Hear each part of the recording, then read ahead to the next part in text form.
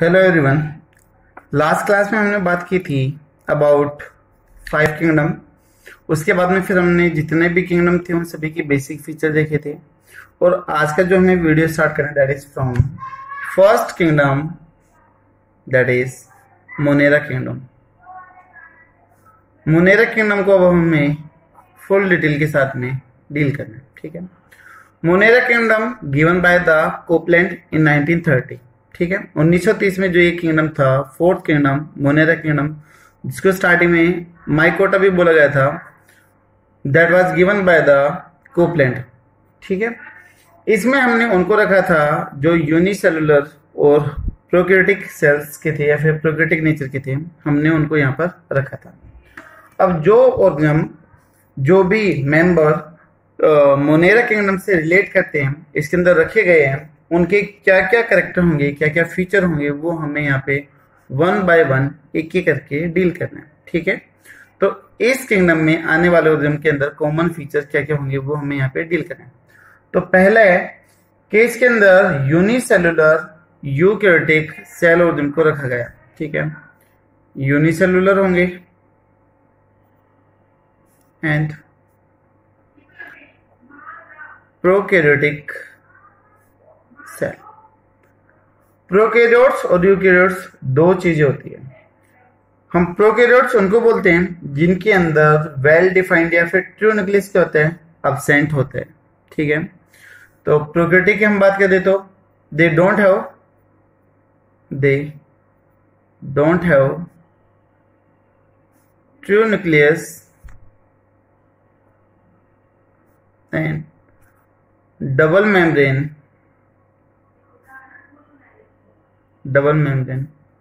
Bound organelles.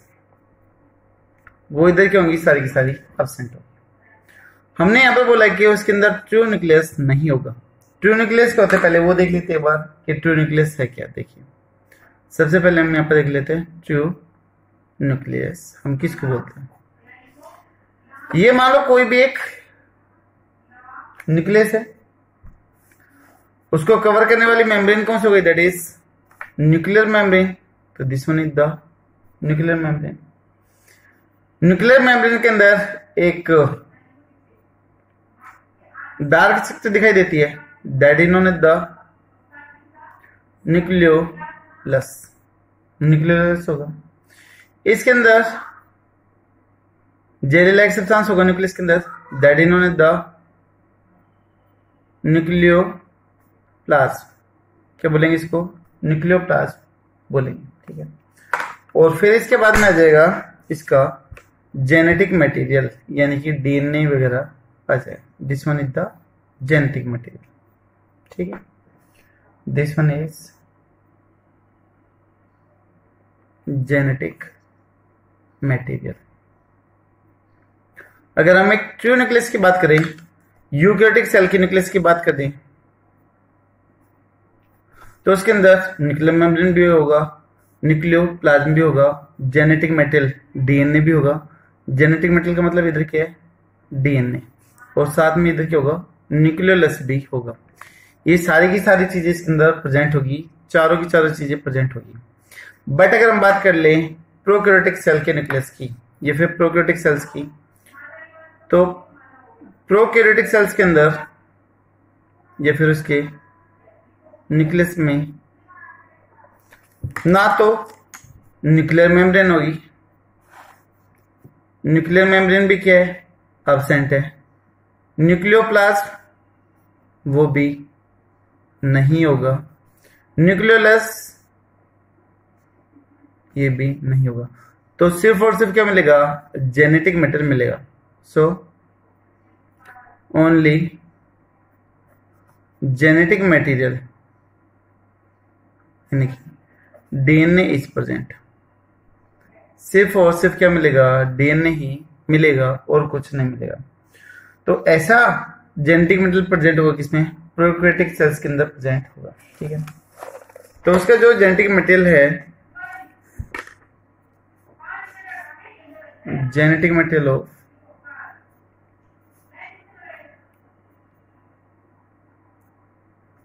Of prokaryotic cell known as nucleoid. क्या क्या बोलते हैं इस जेनेटिक मेटेरियल को, जो बैक्टीरिया में या फिर प्रोकैरियोटिक सेल्स में मिलती है? They are known the firstly known as the nucleoid, ठीक है। Also known as the genophore. ये छोटी छोटी टर्म्स कंपटीशन एग्जाम के लिए बहुत जरूरी है, काफी बात पूछी गई है। इंसिपिएंट न्यूक्लियस, ठीक है, एंड प्रोक्रोमोसोम। देखिए वैसे तो बैक्टीरिया में क्रोमोसोम नहीं होता है, बट क्रोमोसोम की ओरिजिन बोलते कि कुछ इसी तरीके से होती है। तो प्रो का मतलब अर्लियर, ठीक है। तो ये क्रोमोसोम की इनिशिएशन फेज को शो करता है, ठीक है।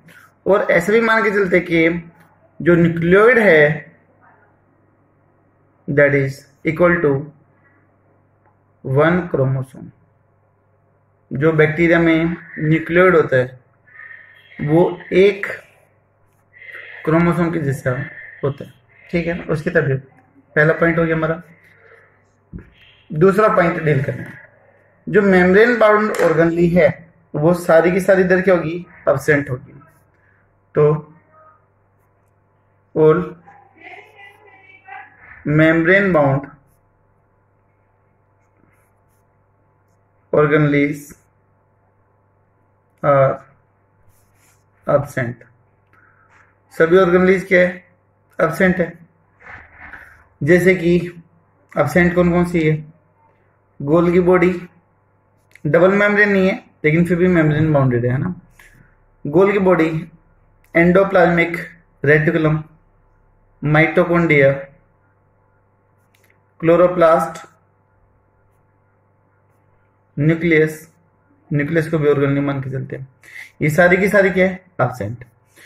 बैक्टीरिया में या फिर प्रोकैरियोटिक सेल्स में सिर्फ एक ही ऑर्गेनली है, and that organelle is the ribosome,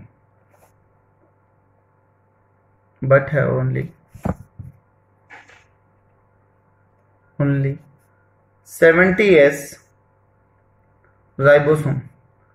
prokaryotic cell का फीचर है 70s राइबोसोम, और 80s किस में मिलता है? यूकैरियोटिक सेल्स में मिलता है। तब आप सेल का चैप्टर पढ़ोगे तो वहां पर हम बात करेंगे कि यूकैरियोटिक सेल में भी 70s या फिर 55s राइबोसोम कहां कहां पर मिलता है, कौन कौन से एक्सेप्शन है वो हम वहां पर डील करेंगे, ठीक है। उसके बाद में जो प्रोकैरियोटिक सेल्स है, प्रोकैरियोटिक सेल्स के अंदर साइक्लोसिस एब्सेंट होगा। Prokaryotic cells don't show cyclosis. Cell don't show cyclosis. अब साइक्लोसिस क्या होता है वो देखते हैं। जैसे मान लो ये एक सेल है कोई भी, उसके अंदर जो वैक्यूल है उसके चारों तरफ साइटोप्लाज्म लगातार चक्कर लगाते रहते हैं। जो साइटोप्लाज्म है वो लगातार क्या करते रहता है? घूमता रहता है, ठीक है। तो इस साइटोप्लाज्म का घूमना, सेल के अंदर गोल गोल घूमना, साइकिल बनाना, that is known as the cyclosis. तो साइक्लोसिस प्रोकैरियोटिक सेल्स में मोनेरा में क्या होगी? एब्सेंट होगी। तो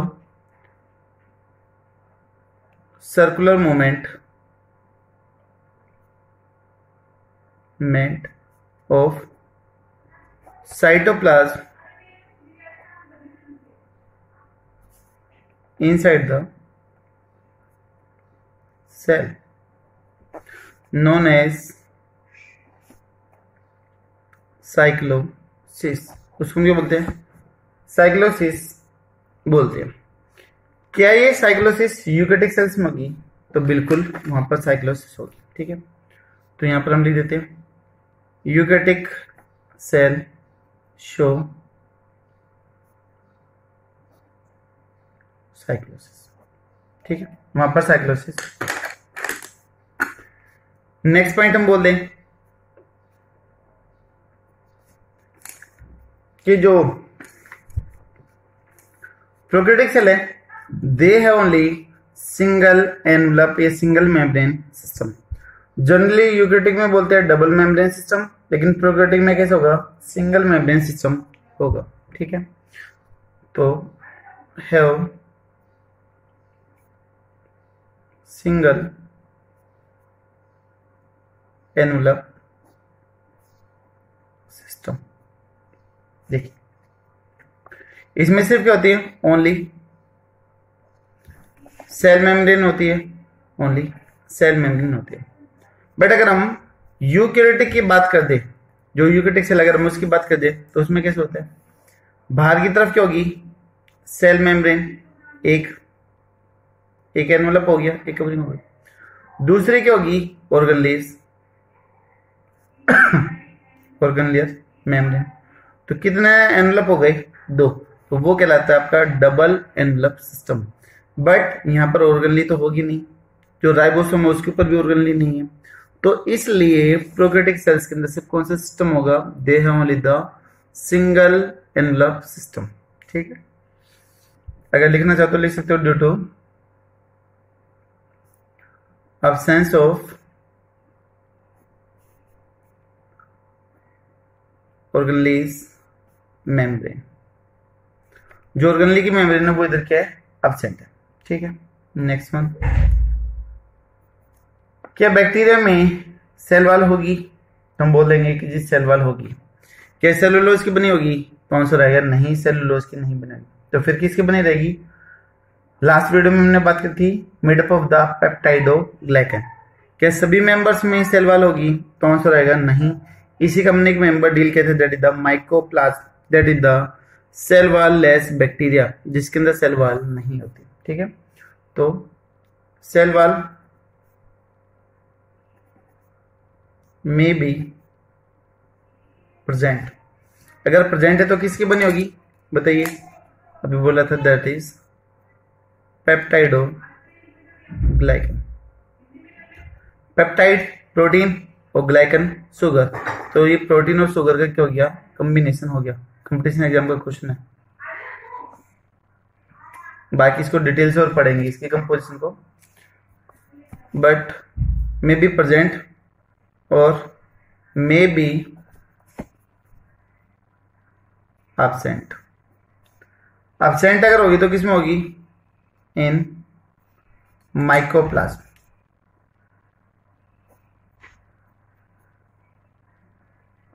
माइकोप्लाज्मा में क्या होगी, वो एब्सेंट होगी। ठीक है, 6th पॉइंट, अगर हम न्यूट्रिशन की बात करें, नरिशमेंट की बात करें, तो हमने लास्ट वीडियो में तब कंपेयर किया था पांचों किंगडम को, तो वहां पर हमने बोला था कि जो मोनेरा किंगडम है that have the both autotrophic and the heterotrophic mode of nutrition, और उसमें से जो मोस्ट कॉमनली है, जो ज्यादातर मिलता है, that is the heterotrophic nutrition. तो अगर न्यूट्रिशन की बात करें तो न्यूट्रिशन में बोल सकते हैं have both type of nutrition. कौन कौन से, ऑटोट्रोफिक एंड द हेटेरोट्रोफिक। तो मोस्ट कॉमनली कौन सा मिलेगा, हेटेरोट्रोफिक मिलेगा। Most common is heterotrophic. Heterotrophic nutrition most common होगा, पूछा जाता है ये भी एग्जाम में कि कौन सा कॉमन है, दोनों है या फिर एक पर। ठीक है, उसके बाद में नेक्स्ट में हम बात कर ले किसकी, रिप्रोडक्शन की बात कर ले कि जो बैक्टीरिया वो कैसे रिप्रोड्यूस करेंगे। तो have Monera kingdom organism mainly show asexual reproduction, asexual reproduction को शो करते हैं। ठीक है, जो ट्रू सेक्सुअल रिप्रोडक्शन है that is absent. True sexual reproduction क्या होगा, एब्सेंट होगा। ठीक है, ये हो हमारे साथ पॉइंट कौन कौन से बोले, पहला ट्रू जो जेनेटिक मटेरियल वो क्या है, एब्सेंट। यहाँ पर क्या होगा, न्यूक्लियोइड होगा, न्यूक्लियस नहीं होगा। ट्रू न्यूक्लियस की हमने बात कर ली थी पीछे कि ट्रू न्यूक्लियस हम किसको बोलते हैं, तो उसमें था जिसके अंदर न्यूक्लियर मेम्ब्रेन हो, न्यूक्लियोप्लाज्म हो, जेनेटिक मेटल हो, न्यूक्लियोलस हो। बट बैक्टीरिया के केस में, मोनेरा के केस में 4 में से सिर्फ 3 चीजें एब्सेंट रहेगी और एक ही मिलेगा, न्यूक्लियर मेम्ब्रेन, न्यूक्लियोप्लाज्म और न्यूक्लियोलस। ये तीनों क्या होगी, एब्सेंट होगी। 3 आर एब्सेंट। सिर्फ और सिर्फ एक चीज मिलती है, that is the genetic metal, और इसके जेनेटिक मेटल को हमने क्या नाम दिया था, न्यूक्लियोइड, और nucleoid is equal to the 1 chromosome. उसके बाद में हमने बात करी थी ऑर्गेनली की, जितनी भी मेम्ब्रेन बाउंड ऑर्गेनली वो सारी की सारी क्या होगी, एब्सेंट। सिर्फ एक ही ऑर्गेनली है, वो भी विदाउट मेम्ब्रेन की, that is the 70S ribosome. उसके बाद में साइक्लोसिस क्या होगा, absent. Circular movement of cytoplasm इन्होंने द साइक्लोसिस। यूकैरियोटिक सेल में क्या होगा, प्रेजेंट होगा।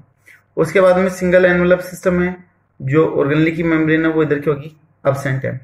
उसके बाद में सेल वॉल प्रेजेंट होगी, जो किसकी बनी होगी, पेप्टाइडोग्लाइकन की बनी होगी। माइक्रोप्लाज्म में वो भी नहीं होती है, ठीक। उसके बाद में नेक्स्ट वन है, इसमें दोनों तरह के मोड ऑफ न्यूट्रिशन होते हैं, ऑटोट्रोफिक भी और हेटरोट्रोफिक भी, पर जो मोस्ट कॉमन टाइप है न्यूट्रिशन का, that is the heterotrophic. Autotrophic में हमने बात करी थी फोटो एंड द कीमोटोट्रोफिक न्यूट्रिशन, और हेटरोट्रोफिक में आपको याद होगा पैरासिटिक था, सिम्बायोटिक था, और भी दूसरे टाइप हमने पढ़े थे। उसके बाद में था मोनेरा किंगडम की जो ओरिजिन में, दे mainly show the asexual reproduction, जो ट्रू सेक्सुअल रिप्रोडक्शन होगा दैट इज एब्सेंट, ठीक है। नेक्स्ट वन हम पढ़ते हैं,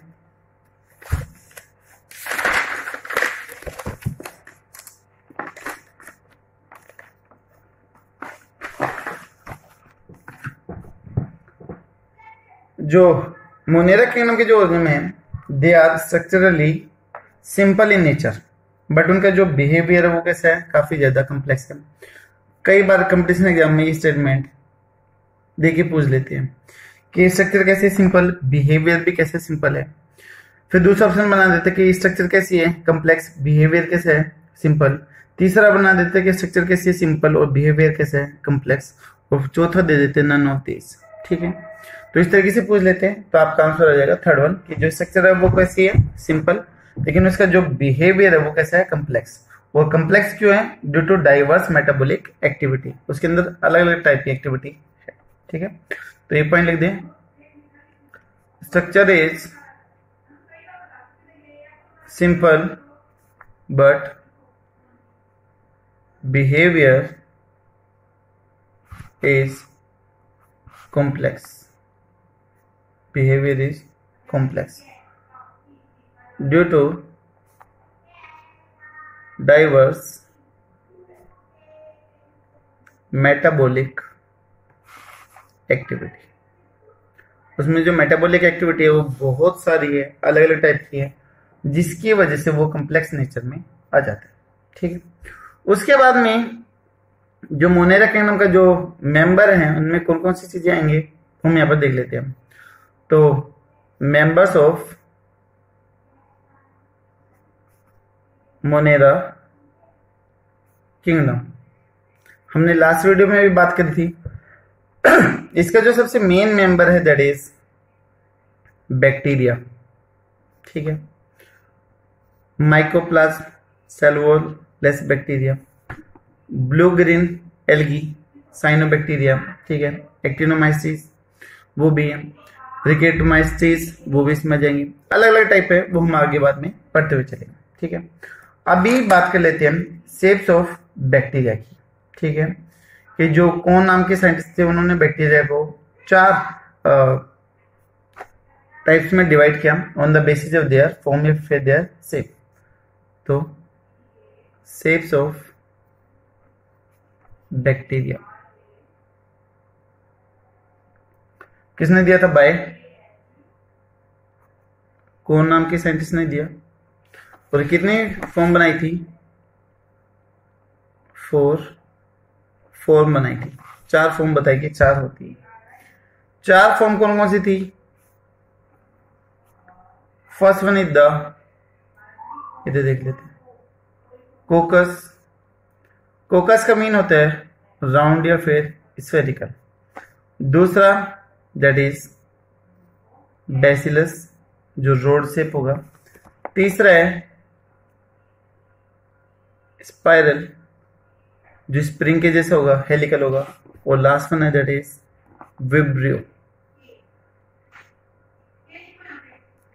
ये 4 शेप होते हैं, इनको हमें देखना है। तो जो कोकस है वो कैसे है द स्फेरिकल शेप। बैसिलस कैसे है, रोड शेप है। स्पाइरल कैसे है, हेलिकल बोल दो, या फिर आप इसको ट्विस्टिंग बोल दो, ट्विस्ट करना, मोड़ना किसी भी चीज को, तो ट्विस्टिंग है। और जो विब्रियो है दैट इज कोमा शेप। बहुत बार कंपटीशन एग्जाम में पूछते थे कि which one bacteria have the coma shape. जैसे आप इंग्लिश में पंक्चुएशन यूज करते हो ना, कोमा, उसके जैसे शेप होते हैं, वो भी पढ़े। तो सबसे पहले कोकस के टाइप पढ़ लेते हैं। अगर एक बैक्टीरिया गोल है तो उसके लिए हम टर्म यूज करेंगे दैट इज मोनोकोकस, ठीक है। अगर 2 बैक्टीरिया गोल हो गए, जुड़े हुए हैं, तो क्या बोलेंगे, डिप्लोकोकस, ठीक है। अगर मान लो काफी सारे बैक्टीरिया एक साथ जुड़े हुए हैं, एक चेन बना रहे हैं, स्टेट है, तो that is known as the streptococcus. अगर मान लो काफी सारे हैं, इरेगुलर तरीके से अरेंज हो रहे हैं, तो उसको हम बोल देंगे स्टेफाइलोकोकस, स्टेफाइलोकोकस। अगर वो सारे के सारे बैक्टीरिया मिल जाएं, कोकस बैक्टीरिया, और मिलके एक राउंड 3D बॉल की जैसे फॉर्मेशन कर दें, जैसे क्रिकेट की बॉल होती है अपने गोल जैसे बॉलिंग करते हैं, अगर उसके जैसी हो, वो बॉल के जैसे अपीयरेंस दे, तो that condition known as the sarcina condition. क्या बोलते हैं उसको, सार्किना कंडीशन बोलते हैं। तो ये वही टाइप्स ऑफ कोकस बैक्टीरिया, अगर वो गोल है तो कौन कौन से अरेंजमेंट बना सकते हैं। इसी तरीके से अगर मान लो रोड शेप है, एक रोड शेप है, तो उसके लिए हम वर्ड यूज करेंगे, एक लिए वर्ड यूज होता है दैट इज मोनो, और पीछे क्या लगाना है, बैसिलस, तो जाएगा मोनोबैसिलस। अगर 2 बैक्टीरिया रोड शेप है तो क्या जाएगा बताइए, डिप्लोबैसिलस। अगर चेन में अरेंज हो रहे हो तो बताइए, दैट इज स्ट्रेप्टोकोकस। क्या इरेगुलर मास बना सकते कोई रोड शेप स्ट्रक्चर, नहीं बना सकती, बट एक दूसरे के ऊपर प्लेट लाइक मैनर में, रैक लाइक मैनर में, स्टैक लाइक मैनर में अरेंज हो सकती है। तो these are known as the plated type.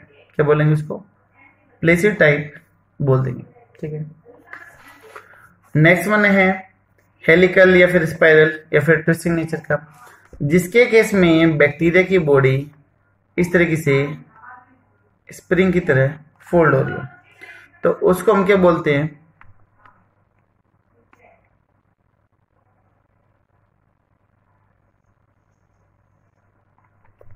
और एक एंड पे क्या हो जाएंगे, काफी सारे फ्लैजेला हो जाएंगे, ठीक है, जो इसको मूवमेंट करने में हेल्प कर देंगे।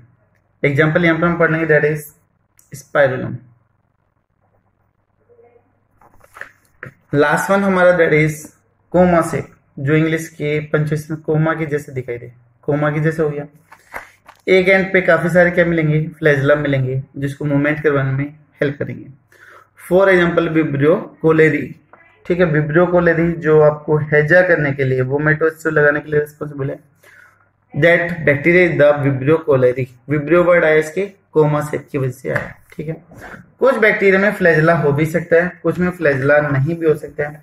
फ्लैजेला एक भी हो सकता है और एक से ज्यादा भी हो सकते हैं, तभी फ्लैजेला के टाइप पे बैक्टीरिया देख लेते हैं, ठीक है। तो arrangement of flagella on bacteria, bacteria पे फ्लैजेला किस किस तरीके से अरेंज हो सकते हैं, कौन कौन सी कंडीशन बनेगी, वो हम देख लेते हैं। अगर फ्लैजेला है तो बोलेंगे ट्राइकस, अगर नहीं है तो क्या बोल देंगे, ए ट्राइकस बोल देंगे। तो जो ट्राइकस वर्ड यूज हो रहा है वो किसके लिए यूज हो रहा है, फ्लैजेला के लिए यूज होने लग रहा है, ठीक है। अगर फ्लैजला प्रेजेंट है तो क्या बोलेंगे? ट्राइकस। अगर नहीं है तो क्या बोलेंगे? ए ट्राइकस बोल देंगे। ठीक है, तो ए ट्राइकस के केस में फ्लैजला क्या है? एब्सेंट। फ्लैजला इज एब्सेंट, तो उसको बोल दिया ए। ए का मतलब एब्सेंट, और ट्राइकस वर्ड आया किसके लिए? फ्लैजला के लिए आया। तो ट्राइकस किसके लिए? फॉर फ्लैजला, फ्लैजला के लिए यूज हो रहा है। अभी किस किस तरीके से अरेंज हो सकते हैं वो देखते हैं। देखो, अगर ये एक बैक्टीरिया, ठीक है, बैसिलस है, वो फ्लैजला अगर एक तरफ है, ये एक फोल्डिंग, एक लाइन, एक फ्लैजला को रिप्रेजेंट करती है। अगर फ्लैजला एक तरफ है तो हम बोल देंगे उसको क्या? मोनोट्राइकस बोल देंगे। क्या बोल देंगे? मोनोट्राइकस। अगर दोनों तरफ अगर एक एक फ्लैजला है तो क्या बोल देंगे? एम्फी। एम्फी का मतलब बोथ, एम्फी ट्राइकस आ गया। अगर फ्लैजला एक ही तरफ बहुत सारे हैं तो that is known the cephalotrichous. Cephalo brain के लिए वर्ड यूज होता है, एक तरफ ही है तो इसलिए सिफेलो वर्ड यूज किया। दोनों तरफ अगर बहुत सारे हों, ग्रुप में हो, एक तरफ था तो हमने क्या बोला था? सिफेलो। अगर दोनों तरफ बहुत सारे हो तो उसके लिए हम वर्ड यूज करेंगे दैट इज लोफोट्राइकस। क्या बोलेंगे? लोफोट्राइकस। अगर पूरी बॉडी पर, आई थिंक शायद दिखाई दे रहा होगा, पूरी बॉडी पर अगर फ्लैजला इक्वली डिस्ट्रीब्यूटेड है, पूरी बॉडी पर अगर फ्लैजला प्रेजेंट है तो that condition known as the peritrichous. ये जितने भी हैं ये सारे के सारे टाइप आ जाते हैं किसके? पोलर की, कि एक या दो तरफ ही फ्लैजला प्रेजेंट है। बट इसमें तो पूरी बॉडी के ऊपर है, कोई पोल है ही नहीं, तो ये आ जाएगा आपका नॉन पोलर आ जाएगा। क्या आएगा? ये नॉन पोलर आएगा। और जो कंपटीशन एग्जाम में पूछते हैं कि E coli bacteria relate to which group of flagella bacteria, तो उसमें आंसर आ जाएगा दैट इज द पेरीट्राइकस। इसमें आ जाएगा ई कोलाई बैक्टीरिया। ठीक है, जिसको आप एस्केरिया कोलाई भी बोलते हो, दैट इज पेरीट्राइकस बैक्टीरिया। जो सीवेज कंटामिनेटेड वाटर होता है उसके अंदर आपका ई कोलाई बैक्टीरिया मिलते हैं। तब हमारे पोर्टेबल पानी के साथ में, पीने वाले पानी के साथ में सीवेज वाटर की इंटरचेंजेस हो जाती है, तो वहां पर सैंपलिंग करने पर ई कोलाई बैक्टीरिया के नंबर बहुत ज्यादा हाई मिलते हैं, जो डिजेंट्री करवाने के लिए, फिर गैस्ट्रिक प्रॉब्लम करवाने के लिए रेस्पॉन्सिबल होती है। ठीक है, तो मोस्ट स्टडीड